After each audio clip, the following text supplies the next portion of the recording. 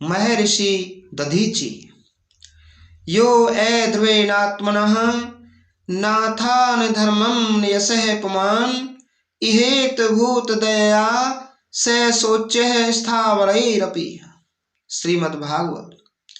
जो पुरुष नाशवान शरीर के द्वारा समर्थ होकर भी प्राणियों पर दया करके धर्म या यश प्राप्त करने की इच्छा, चेष्टा, प्रयत्न नहीं करता, वह तो स्थावर वृक्ष, पर्वत आदि के द्वारा भी शोचनीय है, क्योंकि वृक्ष, पर्वत आदि भी अपने शरीर के द्वारा प्राणियों की सेवा करते हैं। देवराज इंद्र ने प्रतिज्ञा कर ली थी कि जो कोई अश्विनी कुमारों को ब्रह्म विद्या का उपदेश करेगा उसका मस्तक में वज्र से काट डालूंगा।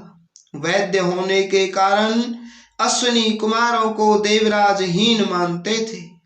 अश्विनी कुमारों ने महर्षि दधीचि से ब्रह्म विद्या का उपदेश करने की प्रार्थना की।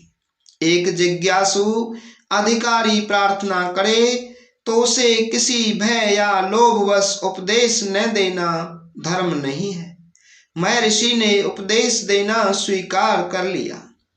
अश्विनी कुमारों ने ऋषि का मस्तक काटकर औषध द्वारा सुरक्षित करके अलग रख दिया और पर घोड़े का मस्तक लगा दिया। इसी घोड़े के मस्तक से उन्होंने ब्रह्म विद्या का उपदेश किया। इंद्र ने वज्र से जब ऋषि का वह मस्तक काट दिया तब अश्विनी कुमारों ने उनका पहला सिर उनके धड़ से लगाकर उन्हें जीवित कर दिया। इस प्रकार ब्रह्मपुत्र अथर्वा ऋषि के पुत्र ये दधीचि जी घोड़े का सिर लगने से अश्वसरा भी कहे जाते हैं। जब त्वष्टा के अग्निकुंड से उत्पन्न होकर वृत्रासुर ने इंद्र के स्वर्ग पर अधिकार कर लिया और देवताओं ने अपने जिन अस्त्रों से उस पर आघात किया उन सब अस्त्र शस्त्रों को भी वह असुर निगल गया, तब निरस्त्र देवता बहुत डरे। कोई और उपाय न देखकर देवता ब्रह्मा जी की शरण में गए। ब्रह्मा जी ने भगवान की स्तुति की। भगवान ने प्रकट होकर दर्शन दिया और बताया, महर्षि दधीचि की हड्डियां उग्र तपस्या के प्रभाव से दृढ़ तथा तेजस्विनी हो गई हैं। उन हड्डियों से वज्र बने, तभी इंद्र उस वज्र से वृत्र को मार सकते हैं। महर्षि दधीचि मेरे आश्रित हैं, अतः उन्हें बलपूर्वक कोई मार नहीं सकता। तुम लोग उनसे जाकर याचना करो, मांगने पर वे तुम्हें अवश्य अपना शरीर दे देंगे। देवता सांभ्रमती तथा चंद्रभागा के संगम पर दधीचि ऋषि के आश्रम में गए। उन्होंने नाना प्रकार से स्तुति करके ऋषि को संतुष्ट किया और उनसे उनकी हड्डियां मांगी। महर्षि ने कहा कि उनकी इच्छा तीर्थ यात्रा करने की थी। इंद्र ने नेमि सारण्य में सब तीर्थों का आवाहन किया।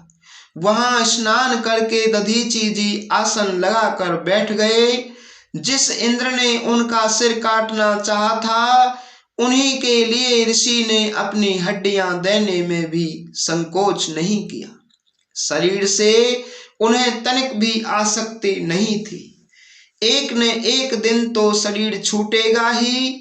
यह नश्वर देह किसी के भी उपयोग में आ जाए, इससे बड़ा और कोई लाभ नहीं उठाया जा सकता। महर्षि ने अपना चित्त भगवान में लगा दिया। मन तथा प्राणों को हृदय में लीन करके वे शरीर से ऊपर उठ गए। जंगली गायों ने अपनी खुरदरी जीभों से महर्षि के शरीर को चाट चाट कर चमड़ा, मांस आदि अलग कर दिया। इंद्र ने ऋषि की हड्डी ले ली। उसी हड्डी से विश्वकर्मा ने वज्र बनाया और उस वज्र से इंद्र ने वृत्र को मारा।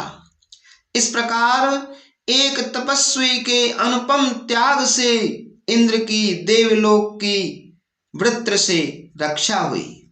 जय श्री हरि।